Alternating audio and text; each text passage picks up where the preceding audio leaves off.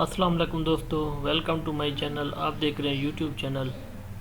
اس video میں آپ کو شوگر کی ڈائٹ اور احتیاط اور میڈیسن کے بارے میں کچھ انفارمیشن دینا چاہتا ہوں، اور شوگر کے بارے میں مکمل تفصیل آپ اس چینل پہ وزٹ کر سکتے ہیں۔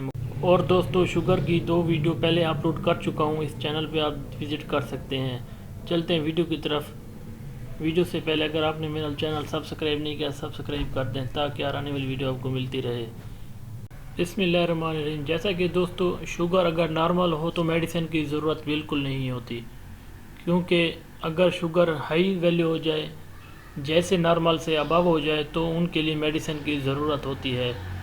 میڈیسن کیوں ضرورت ہوتی ہے؟ کیونکہ مختلف جسمانی طور پہ علامات ظاہر ہوتی ہیں، جس کی وجہ سے انسان بے چین ہو جاتا ہے۔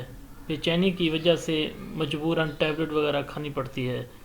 اس لیے جو میڈیسن وغیرہ ہے آپ کو میں بتانا چاہتا ہوں، جو کہ دوستو ان میڈیسن میں گلوکوفیج ہوگی، گلوکووانس، ایمرل اور جیویا 50 ملی گرام شوگر والی، اور بہت سی کمپنیوں کے دستیاب ہیں میڈیکل سٹور اور فارمیسی پہ۔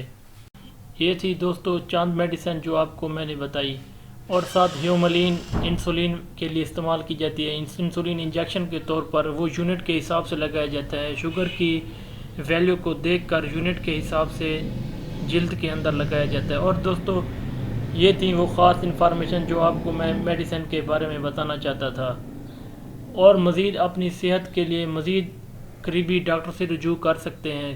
یہ دوستو صرف آپ کو انفارمیشن کے لیے بتانا چاہتا تھا، اور بتا بھی دیا آپ کو۔ مزید آپ چیک اپ کرا کے مزید اپنی صحت بہتر کر سکتے ہیں، اور احتیاطاً کے طور پر خاص طور پر پاؤں کی کیئر کرنی چاہیے، کیونکہ اکثر شوگر والے مریضوں کو پاؤں میں زیادہ زخم ہو جاتے ہیں۔ زخم ہونے کی وجہ سے کچھ عرصہ لگ جاتا ہے دوستو زخم ٹھیک ہونے کو، اور ساتھ ساتھ دوستو خوراک کو بہتر کر کے بھی شوگر کو کنٹرول کیا جا سکتا ہے، اور جتنا ہو سکے ایکسرسائز کرنی چاہیے۔ ایکسرسائز سے بھی شوگر کا لیول برابر ہو جاتا ہے، جس کی وجہ سے مختلف پیچیدگیاں اور مختلف علامتوں سے دور رہا جا سکتا ہے۔ دوستو ساتھ ساتھ سبزیوں کو بھی استعمال کرنا چاہیے تاکہ جسمانی حالت پہ ہم فٹ رہ سکیں، اور ساتھ ساتھ شوگر بھی کنٹرول ہو سکے۔